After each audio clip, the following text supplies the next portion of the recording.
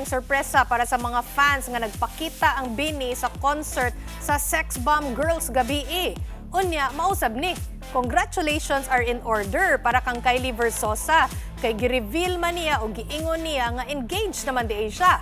Og nasa tay follow up no kang Mark Heras kay kung mahinumdum mo kay naaman siya video nga makita nato nga naghilak siya. O mobalita nato si Bril Montalvo.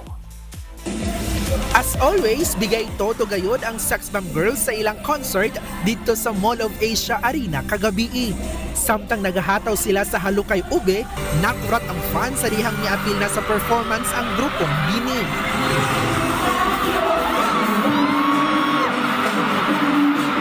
Human sa halukay ube, dungan pa silang nag-perform sa BINI hit song nga Pantropiko ug Salamin Salamin. Pila na kasimana nga nagsabong ang mga fans sa duha ka grupo sa social media tungod kay gikumpara o gipaaway ang Sex Bomb Girls ug ang grupong BINI. Apan si Sex Bomb Rochelle na ang nag-ingon, undangin na ang away. Engaged na sab si former Miss International Kylie Versosa sa entrepreneur nga si Emil Erickson. Gibutyag ni Kylie sa usa ka interview nga gihimo ang proposal samtang nagahike sila dito sa nasod, France.